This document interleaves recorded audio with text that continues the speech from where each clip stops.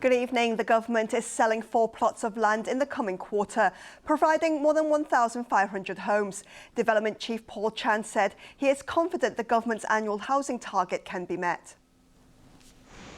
The government has earmarked 4 residential which will be put up for sale in the 4th quarter of the fiscal year. Development Secretary Paul Chan announced today that sites in Stanley, Sha Tin, Tu Mun and Ho Man Tin will be up for tender. As well as the next phase of the Lohas Park project in Cheung Guan O, the developments will altogether churn out 2,650 units. If everything goes according to plan, 20,300 homes will be rolled out onto the market this financial year. That's 1,300 more than the original target. This year we have adopted a more flexible strategy in terms of land sale. In the earlier part of the year, we put up more sites for sale. This is to cater for situations that may not be able to be identified at the time of sale. Say, for example, whether the tender will be successful. Chan said the government will continue to look into redeveloping industrial sites.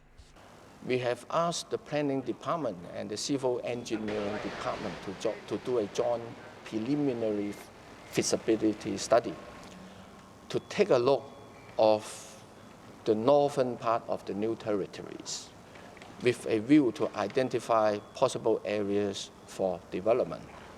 This definitely also includes brownfield sites. So we are working very hard on that. He also added that the government has no plans to adjust the current property cooling measures. 13 activists have been found guilty of unlawful assembly during a protest at Legco last year against funding for the North East New Territories development.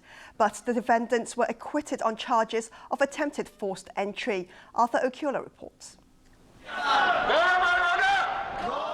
The activists chanted slogans in defiance outside Eastern Court this afternoon after hearing the verdict. One of them was Raphael Wong, vice chairman of the League of Social Democrats. They were among 13 charged with illegal assembly after they took part in a rowdy protest outside the Legislative Council complex in June last year. The group were protesting against a $340 million funding request from the government to develop new towns in the Northeast New Territories. The proposal was eventually approved by Legco's Finance Committee later that month. One of the defendants had earlier pleaded guilty to the charge, while the other 12 were convicted today. The court heard the defendants had tried to force their way through a glass door at the complex, using metal railings and bamboo poles, causing panic, as well as property damage in excess of $420,000. But they were acquitted of attempted forcible entry. The magistrate said the offense was covered by the illegal assembly charge, but one of the defendants was also found guilty of obstructing a police officer. The activists said they had not decided whether to appeal the court's decision. Sentencing will be laid down on the 19th of February, while the defendants continue to go on bail. Arthur Okiola, ATV News. A home for the elderly in Chuen Wan has been saved from shutting down after a new shareholder stepped in. It comes as a relief for the residents who had been told to move out a few days ago because the care centre had money problems. Sumlok K reports. Relatives of several residents at the Chuen King Home for the Aged learnt of a pleasant surprise this morning after they were told the nursing home will not shut down. The care home, which ran into financial trouble, had told its 49 occupants on Monday to move out by New Year's Eve tomorrow. At the entrance, a notice served by a liquidator stated that all access of the care home would be auctioned at 11 a.m. today. But things took a turn at 10:30 a.m. when a man wearing a face mask showed up, claiming to be the major shareholder. Giving only his surname as Hui, he said the elderly home has secured fresh capital from a new investor, and the centre had paid the rent in arrears. He added that the residents can stay at the centre and the auction has been called off.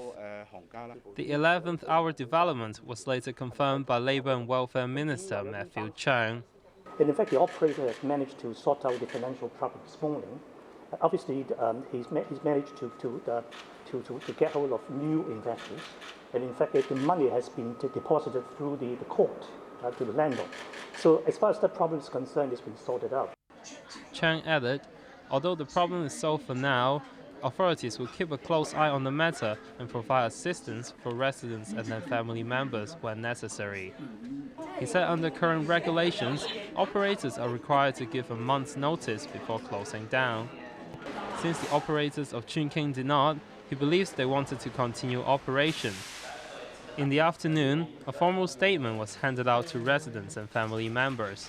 The document stated that current residents are encouraged to stay and that the operators are willing to cover the loss of those who had already paid deposits at facilities. Ms. Yip, whose father is a current resident, says she is satisfied with the arrangement and they will stay on at Chun King. Sam Loke, ATV News. Tourism officials in Hong Kong and Guangzhou have vowed to foster better cooperation and combat unscrupulous practices in the industry. The pledge comes after mainland inbound visitor numbers dropped for 6 consecutive months. Vicky Wang reports. Official statistics reveal that the number of inbound mainland visitors has dropped for 6 straight months since June. Many blame the decline on a spate of scandals involving shady tour operators mistreating their clients. In a bid to restore confidence of mainland visitors, tourism authorities in Hong Kong and Guangzhou have signed 3 agreements today to enhance cooperation and monitoring of the industry. Along with the agreements, a red list, which includes around 40 accredited travel agencies in Guangzhou, will be published before Lunar New Year. The list will be reviewed once a year, and members found to have breached regulations or received too many complaints will be removed. Travel Industry Council Chairman Jason Wong believes the list will protect the interests of tourists. I think this is a very good start to encourage and to promote to the tourists that we do not encourage, and those agents who agreed not to have a very unreasonable low fare and not to force the tourists to different shops. Tourism Board Executive Director Anthony Lau also gave his thumbs up to the list and hopes it could expand to more mainland cities in the future. He also revealed that around 90% of hotel rooms during Lunar New Year have been booked, partly due to discounts offered by hotels. Vicky Wang, ATV News. Labour Chief Matthew Cheung says he is concerned about several Labour representatives boycotting a meeting for standard working hours again. But first, the government has reshuffled the agenda for a Finance Committee meeting in Legco next month to favour a funding request for the bridge to Zhuhai. Edna Dare reports. Lawmakers on Legco's Finance Committee have been asked to go straight into a funding request for the Hong Kong-Zhuhai-Macau Bridge during a meeting next month. This comes after the government amended the agenda order for the meeting on the 8th of January. Officials have warned that failure to acquire an extra $5.46 billion would jeopardize the project and cause further delays. Other funding requests, such as one for the elderly medical voucher scheme, have been pushed down on the list. Labour Secretary Matthew Cheung has again called for calm from the Standard Working Hours Committee members. His plea comes after 6 Labour representatives boycotted yesterday's meeting. They are accusing the Payside representatives of going back on agreements made in March and have already walked out of a meeting last month in a sign of protest. Cheung said he is very concerned about the incident and urged everyone to make use of the remaining time to reach a consensus so that the next round of consultation could begin. Leung Chi-hung, who heads the committee, said yesterday he was upset about the boycott, but stressed that the task force won't stop its work just because individual members are unhappy. Moderate political party The Third Side said today it may run for a Legco seat in the New Territories East by-election next year.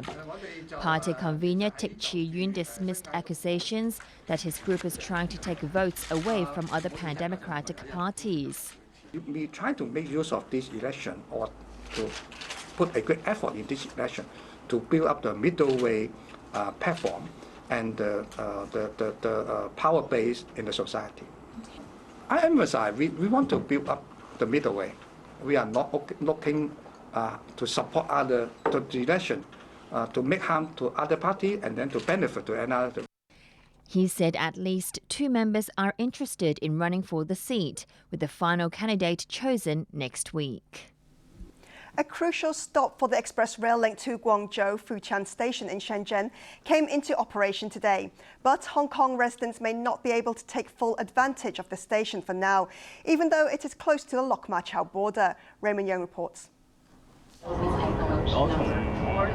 The Hong Kong section of the high-speed rail link may be in tatters, but that hasn't stopped the mainland segment from moving forward. At 8:17 this morning, the first Guangzhou-bound train departed from Futian Station, which came into operation today.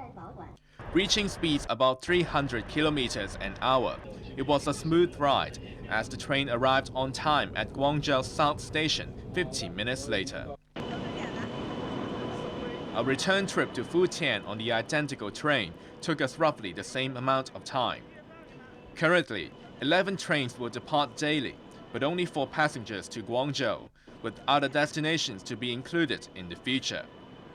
A single trip costs 82 yuan for passengers traveling on economy class, but travelers can pay more for premium seats. This man who lives near Futian said it's much more convenient to travel back to his hometown in Hunan with the new train service. A number of Hong Kong residents were also curious about the new service, with this man saying he wanted to find out if it's better than taking the bus. Taking more than 7 years to build, Futian is the largest underground railway terminal in Asia and second largest in the world, measuring the size of 21 football pitches.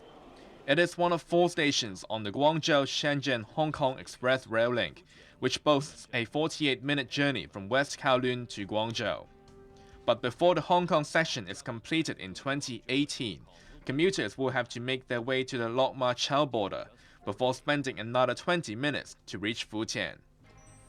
International news now, starting with a senior North Korean official who was instrumental in diffusing tensions with the South earlier this year, died in a car accident. Arthur Okiola has more. North Korean state media revealed that a top aide to leader Kim Jong-un had died yesterday in a car accident. Kim Yang-gon was secretary of the Workers' Party and head of the United Front Department, which handles Pyongyang's ties with the South. No details were given of the accident that killed the 73-year-old. Condolences came from the North's neighbor in Seoul. Jung Joon-hee from the Unification Ministry offered his condolences for Kim, praising his efforts which helped diffuse tensions between the two sides during high-level talks in August. The talks followed an exchange in artillery fire between the rival states. A well-off teenager who fled the U.S. state of Texas after apparently breaching probation has been caught in the Mexican city of Puerto Vallarta with his mother. Ethan Couch was sentenced to 10 years of drug and alcohol-free probation after pleading guilty to a drink-driving crash in 2013 at the age of 16, which killed 4 people. Authorities said Couch had planned his escape, even throwing a farewell party. He and his mother Tanya fled across the border after video surfaced online showing him at a party where beer was consumed, a possible parole violation. The marshals are working to get them back here to the States, at which point Ethan will be taken into custody and put in our juvenile facility here in Tarrant County for a hearing there in front of a juvenile judge.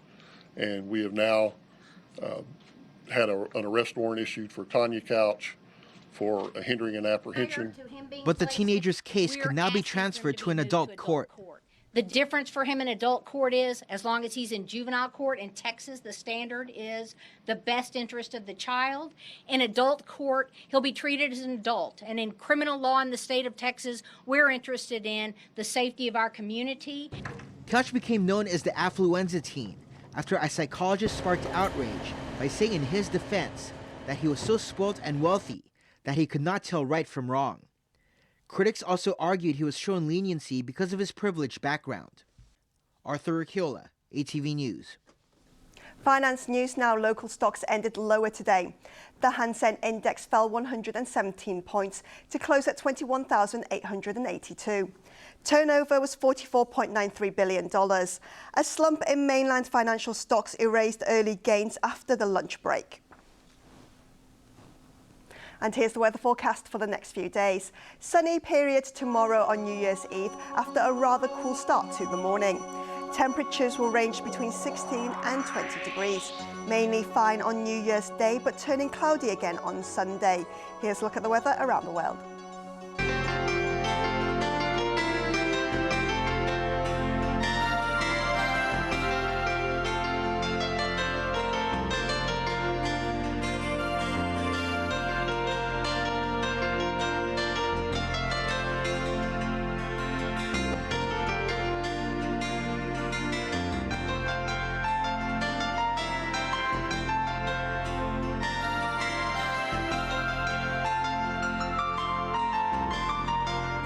That's all the news for now. I'm Bo Leung. Thanks for watching ATV. Good night.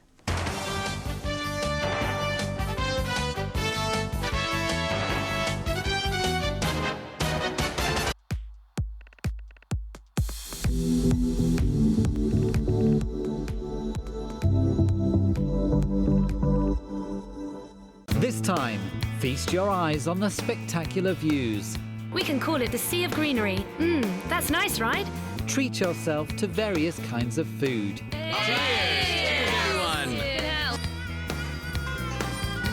It's meaningful, and I can feel it. Follow us. Enjoy the fantastic Gold Coast tour. Gold Coast tour at Guangdong of China. Monday through Thursday night at 9. Love is a game. 男生呢会有一种命中注定我就要和你在一起的感觉。 Can we break the rules? 不能很猥琐啊。 Our love ambassadors and guest experts have some of the best dating advice for you. 讲讲怎